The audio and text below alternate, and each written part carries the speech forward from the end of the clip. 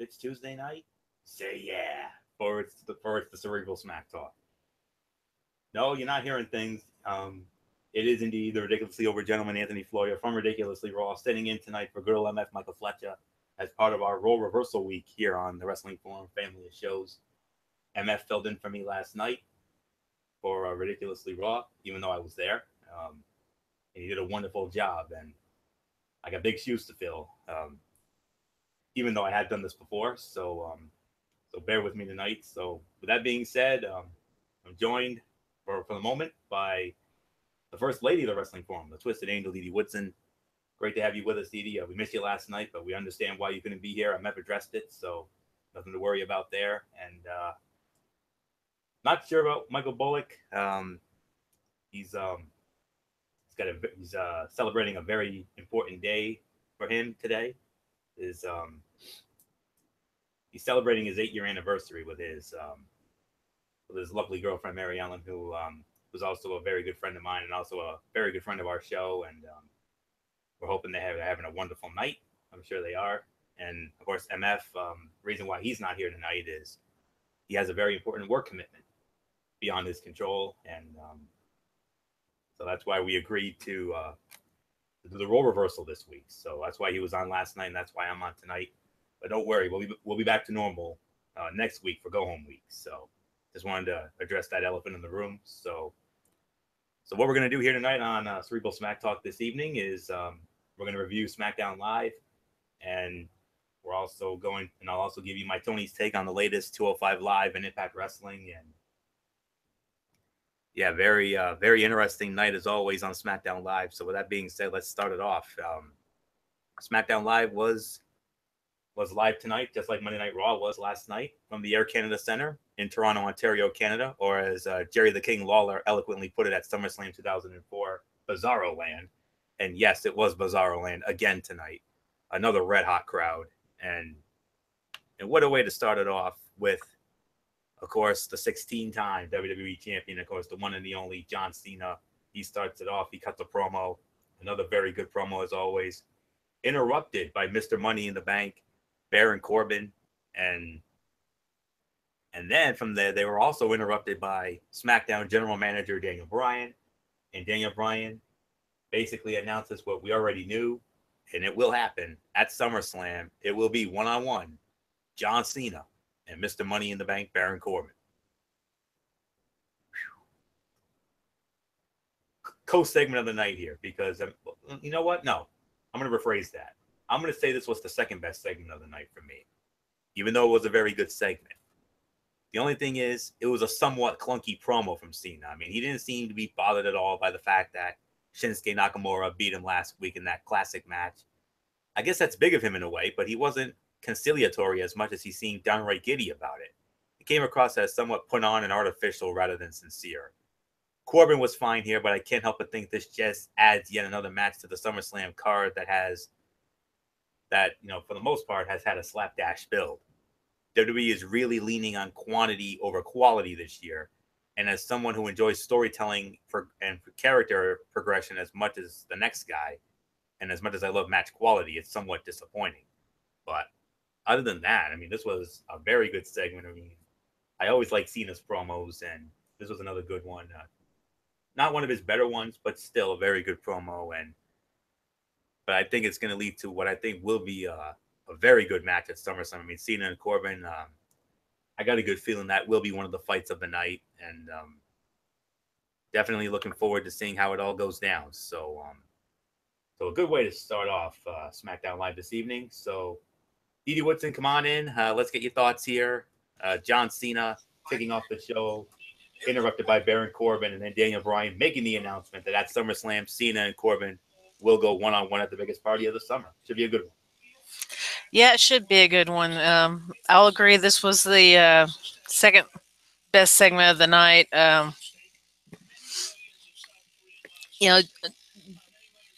This wasn't one of John's best promos. I'll agree with that. But I do like the fact that, he was still giving a lot of respect to Nakamura from the match last week. So I don't have a whole lot more to say about it because I think you touched most of it. So let's move on. All right, let's move on and move on to our first match of the night.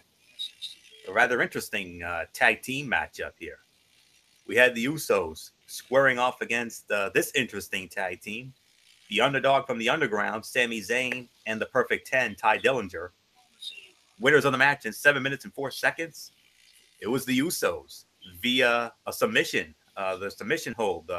They called it the Tequila Sunrise, just like the classic Eagles song from way back when. The Tequila Sunrise gets the Duke for the Usos. So, and then of course the New Day would come out and they called them out, and they basically had a back and forth. And Didi Woodson, as I started off with you here, of course, I'm sure Usos have invoked their rematch clause, and they will get their opportunity to regain the SmackDown Tag Team Championship at SummerSlam when they challenge the New Day. So, your thoughts on all this?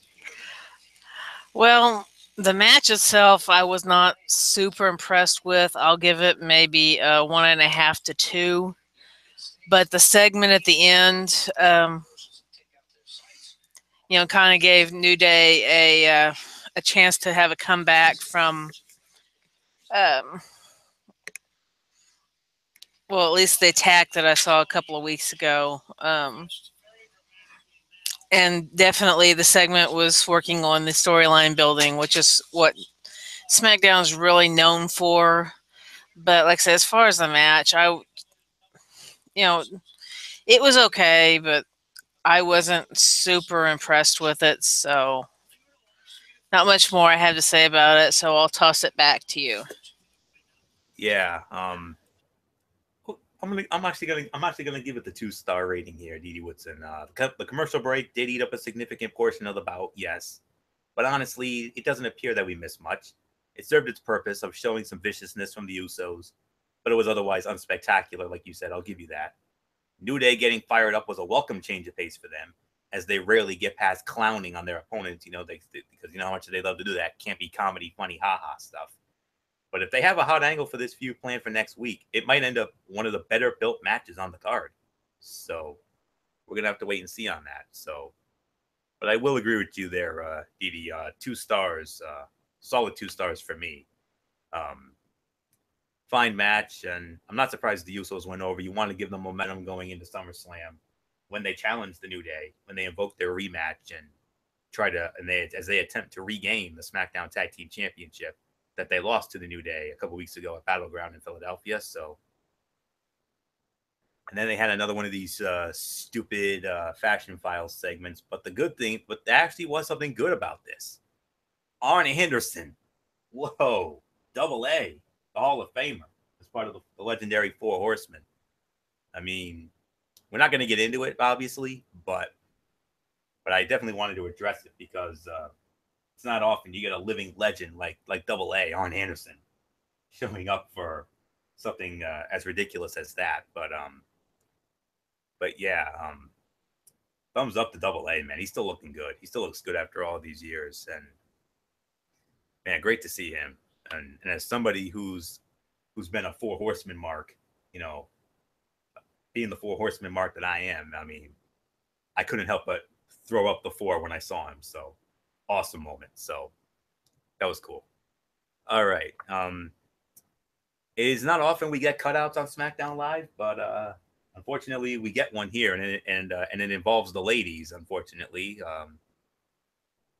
it was Charlotte Flair going up against Lana. Of course, you saw the exclusive video on the WWE YouTube channel last week where they had a locker room segment with Lana and Tamina, and Tamina was basically upset at Lana for they lost that match last week, and Lana said, "I'm going to challenge Charlotte Flair." I'm like, okay, and then before you know it, Lana challenged Charlotte Flair, but Charlotte Flair won the match in a whopping 2 minutes and 11 seconds. So I know if we get into this, I know Didi's going to go off, and the last thing we want is to have a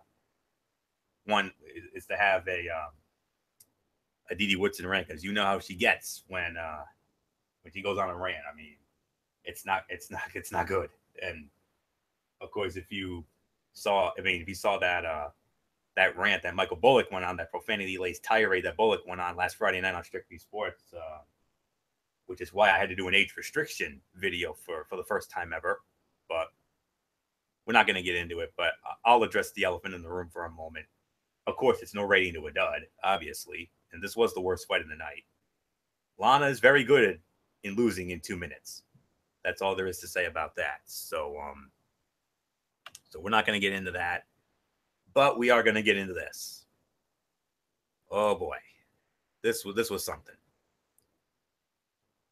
SmackDown Commissioner Shane McMahon, or as our friend Luigi PS3 here on YouTube calls him, the Silver Fox.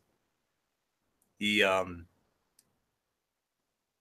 the United States Heavyweight Champion AJ Styles and Kevin Owens, and they basically have a back and forth segment here.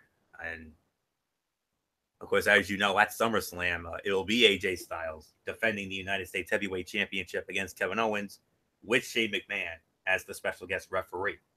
So yeah. And then, of course, Shane, basically said Kevin Owens expressed apprehension about him as the referee and screamed in his face. And Owens gave a fake apology and, talking about the heat of the moment. And then AJ Styles said that he'll admit he wasn't thrilled with the idea of Shane being the referee because he doesn't trust anybody, let alone McMahon. But their history is history. Of course, they had that surprisingly good match at WrestleMania, which was the sleeper fight of the night. And Owens, tried to stir the pot and it wasn't going to work. And then Owens showed the history of Shane O'Mac as a special guest referee when he screwed over Stone Cold Steve Austin at the 1998 Survivor Series, the Deadly Game. We all remember that. During Stone Cold's semifinal match against Mankind. And of course, Mankind went on to win the match, and ultimately The Rock went on to win the title when they did the Montreal Screwjob 2.0, only it was in St. Louis, but story for another day. And then they basically had their, their little back and forth, and then some physicality went, and then they went at it. So to me, I got to say by a smidge, this was the segment of the night. Kevin Owens was amazing. Kevin Owens was the star of the segment. He gave a great performance here. I mean,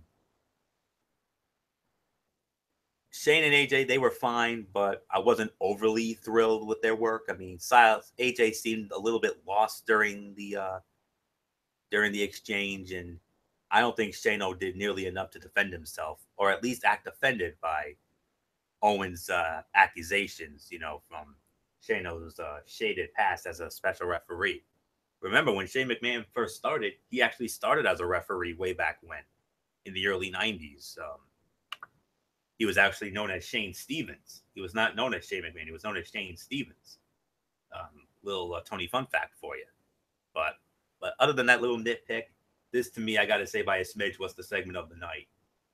And I got a feeling that this match at SummerSlam is going to be one of the show stealers as well, because of the body of work of Owens and Styles.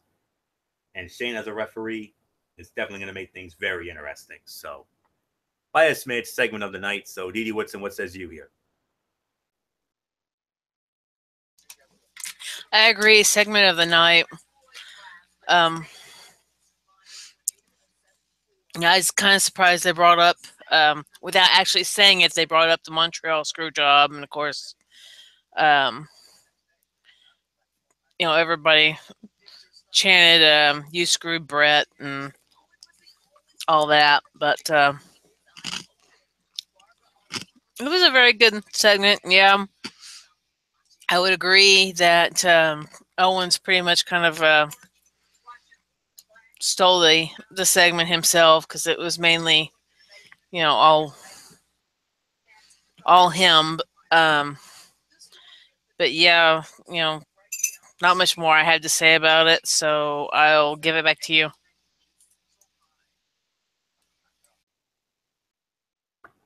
Okay, let's see. Now we come across one of now we get into basically the two matches. The two matches that were promoted ahead of time. And I feel that this women's match definitely needs to be addressed. It was non-title, as I call it, the SmackDown Live LED Women's Champion, Naomi, and her LED Women's Championship belt, going up against Miss Money in the Bank, Carmella. Winner of the match in 6 minutes and 25 seconds. It was Carmella. And sad news, folks. Guess who's back? He's back, unfortunately. That good-for-nothing little dink, James Ellsworth. His suspension. He has served his suspension. He is back. He shoves Naomi. He caused the distraction for Naomi. Naomi got bungeed. And then Carmella with a super kick for the 1-2-3. You, Woodson? Oh, boy. What do we say about this? The worm turtle face is back. Oh, yay. Oh. I could have gone all night without seeing him, let alone him coming out and causing Carmella once again to win via his help. And we know Carmella is good enough to win matches without having to have this little worm with her, but it is what it is. She sees something in it, and I'm not too sure what it is, but definitely not good. The match itself, until we got to that point, it was okay. It's another one I'll probably give about 2 stars on. But that ending with Ellsworth jumping in on it, that's not something I approve of and I don't like. So without going completely tyrant here, I'm going to toss it back to you. Yeah. 1.5 to 2. It was all about establishing that Ellsworth is back and that with his help, Carmella can beat the champion. The match was no good, with most of it looking to be in slow motion, and there being no cohesive story to the work or dramas involved. It's not been a good week for WWE women's matches on TV. Also, so Naomi is down and out, and you don't even tease the cash in. You could have teased the cash in there. You had an opportunity to do that, and you didn't do it. Oh, yay, Ellsworth. Just when the women's division was starting to recover from 6 months of not having a singles feud. Oh, Lord, help me. But nonetheless, 1.5 to 2 is my rating on that. And then there was a sit-down interview, Renee Young with Shinsuke Nakamura, which I thought was really good. And, he's going into the biggest match of his career. And from what I am hearing, I came across a dirt sheet a few days ago. Apparently, WWE is not as happy as we thought they were going to be with Jinder Mahal as the WWE champion. And there is a possibility that Shinsuke Nakamura could actually win this thing. He really could. So we'll see what happens with that. And there also could be a possible cash in as well. But we'll get into that in 10 nights on the 18th when we have our big NXT and SummerSlam preview show on that Friday night. So we'll get into that on the 18th. But like I said, the interview was good, but I still don't really feel like I have an understanding about what makes his character tick. I mean, he talked about a Nakamura dynasty like it's something he's always dreamed about. Why are we just hearing about it now? And why not spend some more time explaining what it means to him? That's all I can say on that. And with that being said, let's move on to our main event. It was the WWE champion, Jinder Mahal, non-title match against his old rival, Randy Orton. And Randy Orton actually wins the match He wins it in about 12 and a half minutes. 12 minutes and 33 seconds I have on, between 11 minutes and 38 seconds to 12 minutes and 33 seconds. It was Randy Orton winning this match over Jinder Mahal. And that's right. I start this one off because Dee led off on the women's match. Far and away, this was the fight of the night. I'm going to give this about 2.5 to 3 stars. I mean, this might be their best match together since it wasn't tarnished by a pile of interference or an asinine stipulation. I mean, fine, like most of their matches, nothing particularly bad or wrong with it. And I got to do a little nitpicking again. I really didn't like the Randy gets a win back booking. Mahal won the feud altogether. Move on. And there was no need for this or for Jinder Mahal to lose ahead of SummerSlam, and especially with that dirt sheet looming that I read a few days ago that I shared on Facebook with MF. I mean, if the rumors are true that WWE is not happy about him as the WWE champion, I think we might have seen maybe a first little glimpse of that. I think they might have planted the seeds for that. If it is true that they're not as happy as they thought they were going to be by putting the title on him, there is that possibility that Shinsuke Nakamura could walk out of Brooklyn as the new WWE champion. Unless, of course, a certain lone wolf decides to possibly cash in his little briefcase. Think about that. Read into that what you will, or as Derek would say, take it with a grain of salt. So for me, I got to say 2.5 to 3 stars, and this was, for me, the fight of the night. So, Edie Whitson, your thought on Mahal and Orton part 4, or whatever part it was? Yeah, definitely the fight of the night. Thank God it was finally a one-on-one, no interference, no hokey pokey crap or anything like that.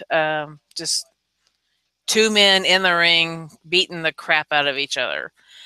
As for WWE not being hot on Jinder, I don't think half of us were very hot on Jinder having the title to begin with anyway, because he does not know how to cut promos. They're very boring. He is a very boring champion. He doesn't really have a lot of the American WWE fans or universe behind him. He may have India behind him, but that's probably about the only group that is behind him on the whole thing. But of course, Orton does pick up the win. And then you had Rusev come out right as the show was going off and attacks Orton. I know that was for the storyline progression, since Rusev is the next one to face Orton here at SummerSlam. And of course, we all know about Nakamura and Jinder. I think Nakamura would be a real good champion, and a lot better than what we have right now. More entertaining. I think the matches would end up being a lot better than what they are now. Now they just see anything with Jinder in it kind of just seems like it drags. I mean, it's just, I don't know if it's a timing thing or if it's just the fact that, Jinder really just is not as good as what they're trying to let on. It's just, I'm not impressed with him. So yeah, I'll agree. I'm going to agree with your rating. It was an okay main event, but not my cup of tea. So I toss it back. All right, it's time now for our overall review of SmackDown Live. And Edie Whitson, let's start it off with you here. Good, bad, in the middle? How do we feel about this show tonight? In the middle. I'll give it about a 5. We had some good segments. We had a half decent main event. The rest of the matches eh, you know, I guess this is the only time I've watched a show that I really did not enjoy either ladies match. Because as much as we're supposed to have the storyline between Carmella and Naomi, there was no storyline except for Wormface showing back up. Charlotte and Lana, we pretty much knew that was going to be a squash match. Lana don't know how to wrestle. Um, the tag team match, it was all right.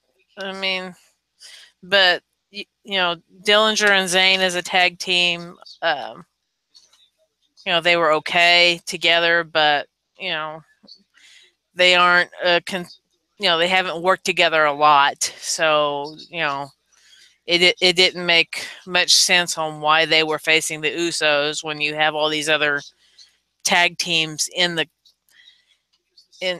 company in SmackDown. So that's why I'm going to give it thumbs in the middle. The two good segments, the good main event. That's your highlights, in my opinion. The rest of it, you can skip over if you want. Fashion Files, at least we know what happened to Fandango.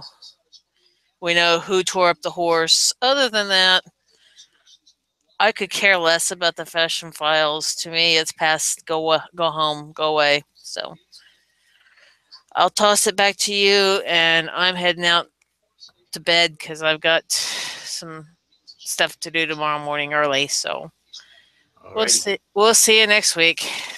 All right, sounds good, Didi. I'll see you Monday night for Ridiculously Raw, and Yep. catch you then. And I'll take it from here. Yeah, for me, 5.5 out of 10 is more like it. Um, Overall, this was a bit of a letdown episode in comparison to last week, which was a loaded show with big expectations. The advertised matches delivered about what we could have expected, which unfortunately didn't amount to any more than the sum of their parts. Next week, very important addition of SmackDown Live, as they have to make several feuds feel very important in a very short period of time, which is the Go Home Show. I love the Cena promo and the Shane, AJ, and Owens segment. One of the better Fashion Files, which was like I said, pretty good because you had Double A, Arn Anderson on that, and then Orton and Mahal with a solid but not overly spectacular match. Same can be said for Carmella and Naomi, and then you had a trifle unnecessary squash match with Charlotte and Lana. But other than that, this felt like a very skippable show with not much to really sink your teeth into. So if I was going to make some recommendations, the Cena promo, the Shane, AJ, and Owens segment, that Fashion File segment only to see Arn Anderson, and of course that main event match with Orton and Mahal. So that's really all I can say there. So, all right, I'm going to get into my Tony's take here on this special edition of the Cerebral Smack Talk, this role reversal edition, and let's get into this. Hold on a minute. I thought I heard something there for a minute. Never mind.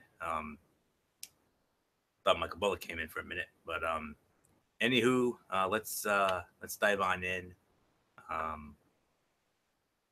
We got 205 Live, and we also have Impact Wrestling on the docket, and 205 Live. Of course, they actually showed a WWE Network exclusive Shinsuke Nakamura, celebrating the biggest win of his career when he beat John Cena, and then he got jumped by Baron Corbin, and then Cena came out and he went after Corbin, and crazy segment. And then we had the match, Jack Gallagher against the Brian Kendrick. The Brian Kendrick wins by disqualification in 1 minute and 27 seconds. No rating to a dud. I actually like this as a device to continue the feud. It allowed Gallagher to show his serious and more badass side, but also allowed the smarky heel to win without beating the babyface. So that's all I can say there. Then we had Grand Metalik against Tony Nese, the premier athlete, and it was Tony Nese winning the match in 6 minutes and 31 seconds. Solid 3 stars, good outing overall. They worked well together and they made the most of their time. Had a solid layout in metallic, soul nieces work well. I just wish they had a bit more time to create a better closing stretch. And then there was an interview with Neville, which I thought was great. And then the main event, number one contenders match, Akira Tozawa against Arya Davari, where the winner will challenge Adrian Neville for the Cruiserweight Championship at SummerSlam. Winner of the match in 11 minutes and 17 seconds. Of course, if you didn't see it, obviously, on Monday night on Ridiculously Raw last night with MF, you already know who it is, but I'll reiterate. Akira Tozawa, is the winner. 11 minutes, 17 seconds. Another 3-star match, but for me, this was the fight of the night by a smidge. Despite a dead crowd, these two worked really hard, and they ended up putting on a good match in front of a hot crowd, or even a crowd that is single, or even a crowd that cared a little bit. This could have been really good, but honestly, it didn't have no atmosphere, especially down the stretch. So that's all I can say on that. So 6 3/4 to 7 out of 10 for me. This was a really solid effort, continuing Swan and TJP and Gallagher and Kendrick, and also setting the main event for SummerSlam while giving us 2 good matches. They desperately need to do something about the show's atmosphere because these guys are busting their tails off and getting less of a reaction than they'd get working a small indie. So 6 3/4 to 7 out of 10. That is my rating. And of course, 205 Live going on now at this hour. I'll have a review of that show Monday night when I take back the reins of Ridiculously Raw and give you my thoughts on that next week. So now let's get into, well, before I get into that, of course, I forgot to mention that that we will have there's a big match going on 205 Live this evening with what's his face? Oh yeah, TJP and TJP and Rich Swann going 1-on-1. So we'll get into that next week. So be on the lookout for that. All right, now let's get into Impact Wrestling. Let me find my notes here. Okay. And how about this? We actually start off with a match. Semi-final match in the Super X Cup tournament. Desmond Xavier going up against Drago. Winner of the match in 15 minutes and 10 seconds. Desmond Xavier. He gets the win. This, to me, was the fight of the night. 3 stars. I'm always happy when they start off with a match instead of that elongated windbag talking segment. Good back and forth match. They got plenty of time to work.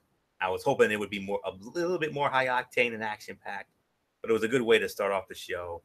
I'm really high on Desmond Xavier. I think he's going to do some big things, and of course, we'll see him in the finals as part of Destination X, the live special on the 17th, which is going to be a live show, and I'm really looking forward to that, seeing how that plays out.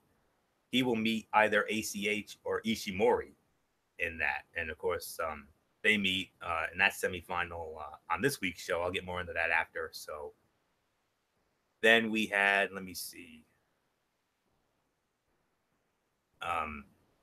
the Mumbai Cat against Trevor Lee. Mumbai Cat wins the match in 1 minute and 35 seconds, no rating to a dud. Mumbai Cat actually was revealed to be Sanjay Dutt. I mean, the action was solid for the time they had, but it was all about the angle and setting up the title match.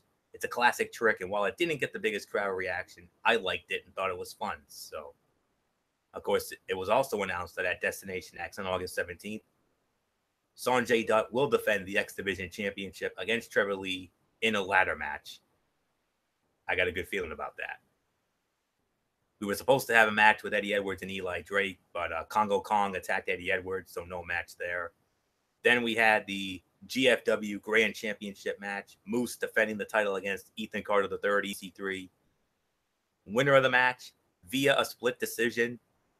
And new GFW Grand Champion Ethan Carter III.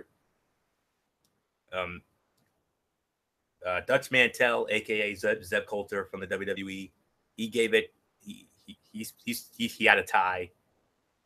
Scott D'Amore called it a tie, but Bruce Pritchard put EC3 over. He scored the round 10-8.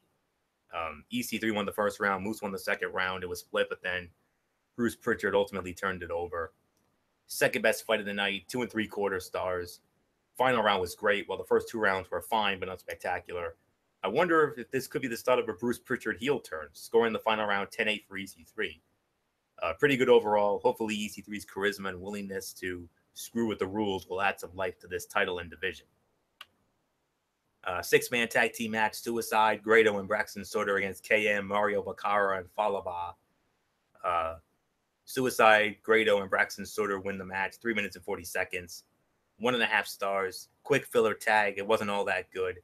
It was there to get Grado a win to continue his angle with Laurel Van Ness. And then main event of the evening, another 6-man tag team match. LAX against Alberto El Patron, his brother El Hijo de Dos Caras, and his father Dos Caras. The winners of the match in an even 17 minutes. LAX wins the match. And LAX has a brand new member, and it's low key. Senshi. Whoa. Third best fight of the night, 2.5 stars. Solid main event. I'm happy LAX finally got one here, but I wish that they didn't have to, have. I wish it would have been a clean finish instead of a ref bump and interference finish. But nonetheless, the match was solid, and I love the addition of Low Key and LAX. He's a guy that can work in the X division, or maybe even the heavyweight division for the group, depending on how they want to push him. So between 6.25 to 6.5 out of 10 for this show. Solid show. It was another solid edition of Impact Wrestling, starting strong, but unfortunately fading in the final portion with the random filler, 6-man tag, the Grado stuff, and a rather average main event with a good reveal. The good news is that Destination X on August 17th is looking like a really good show. They've done a great job building some excitement for that show, and I'm very much excited for that show coming up. So this show, 6.25 to 7, 6.25 to 6.5 out of 10. I beg your pardon. So, okay. Let me run down the fast spoilers for this week. What can we expect on Impact Wrestling this Thursday night?